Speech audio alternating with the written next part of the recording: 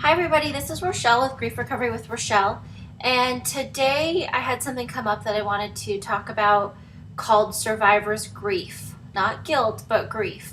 I found that I go through this. It's kind of a thing that I go through, and so I first had this come up with myself and doing my own grief work because, like I said, I do my own grief work just like I ask you guys to do.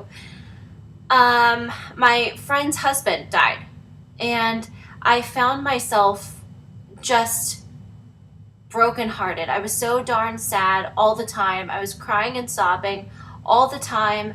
That's not strange at all. That's normal. That's a normal, natural response to feeling brokenhearted for my friend and what she was going through and how sad I was. But I was struggling at home. And so I called my grief coach, Sharon Brubaker, who I've talked about before. She helped me understand that I was going through something called survivor's grief. So what I did was I just had this overwhelming feeling to sort of cocoon over my friend and her children and protect her. And I didn't want her to feel not feel sadness, but I wanted to prevent as much extra pain and sorrow as possible. Don't let the kitchen be dirty. Don't let her ever run out of groceries or toilet paper or anything else. And just be there for everything and do it the best that you can and just go. Because, right, be busy. I can do that really well. So, but it was crazy because I found one night I came home. It was late and my husband was there to help me unload my sleeping children and all of the gear from the car from being out of town for the day.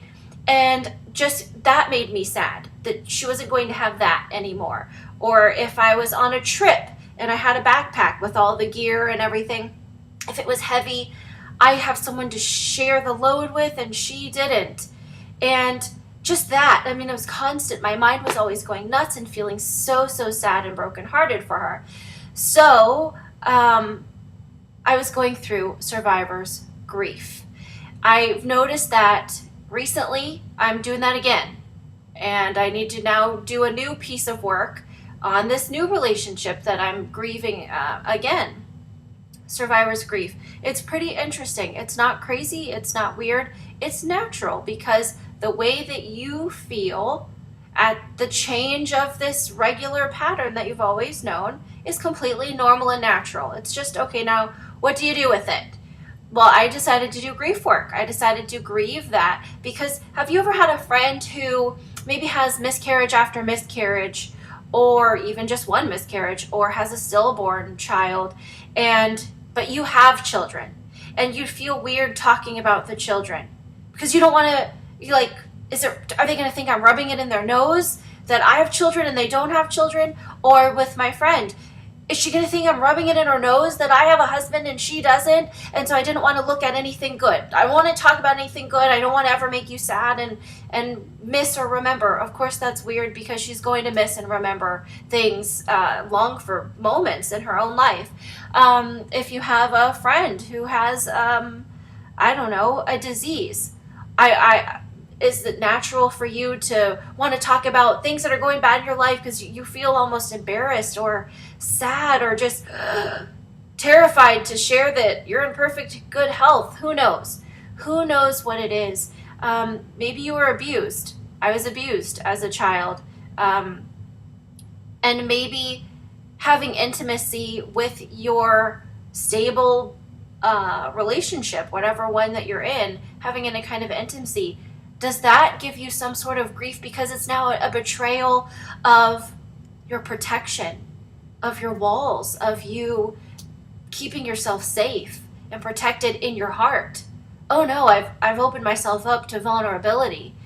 Gosh, what does it look like for you? Having grief for being happy. Having grief for having something good. Does your life steal your joy? Does whatever has happened to you or whatever you've done, does that prevent you from experiencing joy today? Does that prevent you from telling the truth about yourself that, yeah, that was a good moment? And does it prevent you from just living fully in this moment today? that could be a survivor's grief. I know a little bit of what that's like. You're going to have a completely different experience, a completely different feeling, but I know about it existing because I have felt it myself, and I'm feeling it again. So I'll be doing my work on that. Actually, I did. I just have the final step to do.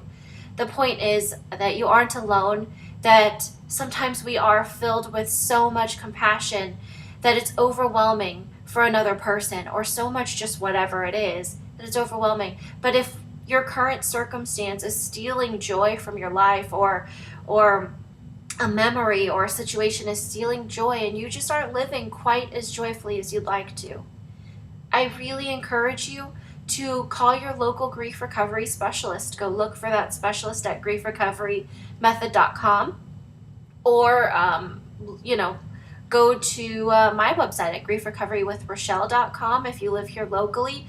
I'd love to work with you and help you navigate through that, because it's not fun, because it steals your joy and it hurts. And I know from personal experience that you don't need to live there. So I hope to meet you, talk with you someday, or that you'll talk with someone. I love you, and until next time,